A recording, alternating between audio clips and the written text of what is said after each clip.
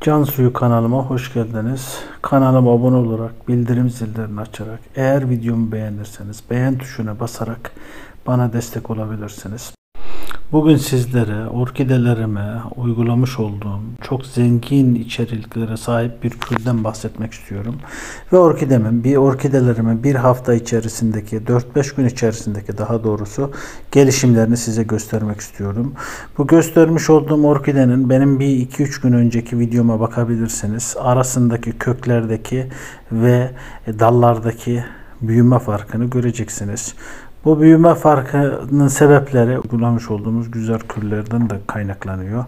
Bugün anlatacağım size mor pancar kürü. Yani mor pancar gerçekten insanların hayatına, insanların sağlığına da çok etkili, çok faydalı bir besin. Aynı zamanda bitkilere de çok faydalı mineraller ve vitaminler içeriyor içerisinde. Mesela kırmızı pancarın içerisinde A vitamini, B vitamini, C vitaminlerini içerirken demir, fosfor, magnezyum, potasyum, çinko, kalsiyum gibi minerallere de sahiptir.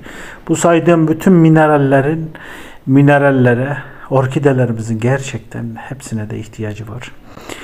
Sadece bu hazırlamış olduğum kürden hemen hemen ihtiyacı olan bütün mineralleri orkidelerimiz alacaktır.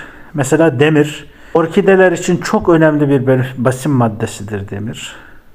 Orkidelerin yapraklarına yeşil rengi meydana getiren klorofilin teşekkülünde rol oynar. Orkidelerinizin yapraklarının çok canlı yeşil olmasını istiyorsanız yine dediğimiz gibi demir takviyesini bu kürler sayesinde demir takviyesini yapın. Fosfor. Orkide toprağında fosfor yeteri kadar bulunmadığından orkide toprağı sürekli aynı toprak olduğundan dolayı doğal ortamında olmadığından dolayı da orkidelerin fosfor ihtiyacı bu topraklarda, bütün topraklarda fosfor ihtiyacı var. Ama orkidelerin özellikle daha fazla fosfora ihtiyacı var. Yeteri kadar fosfor bulunmadığından orkideler normal büyüyemez. Bodur kalır ve çiçeklenme olmaz. Fosfor noksaklığından zarar gören bitkilerde kök oluşumu çok zayıf olur. Eğer kök oluşumu ciddi manada zayıfsa demek ki orkidelerinizde fosfor eksikliği var ve fosfor takviyesi yapmanız gerektiğini bilin yani. Magnezyum klorofilin yapısında yer alır ve orkidelerde fotosentez için çok önemlidir. Bu nedenle eksikliği sonucunda bitkilerde gelişme zayıflar, çiçek oluşumu zayıflar. Çiçek varsa çiçek dökülmeleri de bu fosfor eksikliğinden dolayı olur. Şimdi kırmızı mor pancarları bu şekilde kesiyoruz. Bu şekilde kestikten sonra bir şişenin içerisine koyuyoruz. Bu cam olabilir, plastik olabilir, fark etmez. 1 litre olabilir, 3 bardak olabilir. Suyu üzerine ilave ediyoruz ve 24 saat beklettikten sonra inceltip orkidelerimize çok rahatlıkla uygulayabiliriz.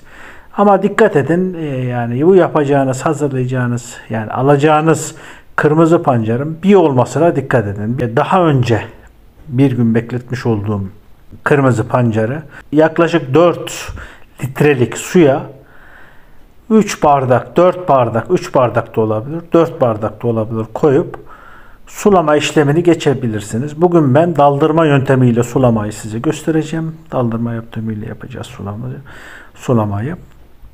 Evet, yaparken bir taraftan da ben bu besinin faydalarından bahsetmeye devam edeyim. Magnezyum eksikliğinde çiçek oluşumu zayıflar dedik. Çiçek dökülmesi olur. Potasyum, orkideler çiçeklenme aşamasına geldiğinde çoğu zaman besin dengelerinde de değişiklik olur. Çok aşırı potasyum ihtiyacına sebep olur. Orkideler çiçek üretmek için daha fazla potasyuma ihtiyaç duyar.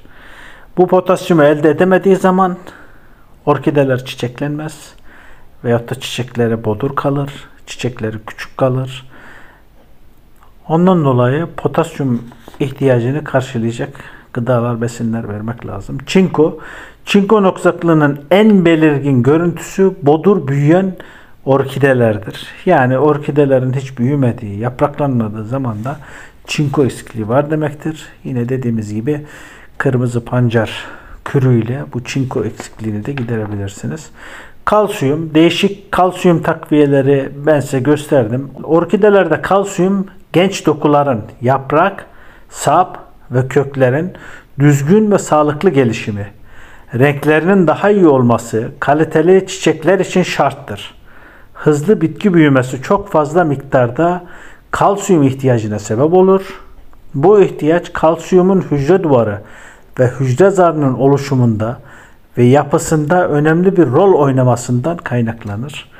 Görüyorsunuz dediğim gibi kalsiyum ve bu saydığım bütün mineraller ve vitaminler bitkinin büyümesi, çiçeklenmesi, fotosentez yapması için çok önemli, gerçekten çok önemli mineraller ve bütün minerallerin hepsi bu yaptığımız kürün içerisinde, kırmızı pancar kürünün içerisinde var. Adeta Allah kırmızı pancarı bitkilerimiz ve bizim bu mineral ihtiyaçlarımızı karşılasın diye yaratmış. Onun için bunları ara ara, böyle çok sık bir şekilde değil, haftada bir hepsini uygulama şeklinde değil, haftada bir değişik kürleri uygulanabilir.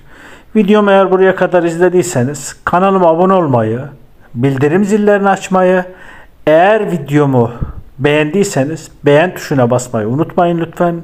Hoşça kalın, sağlıcakla kalın, bitkilerinizde kalın.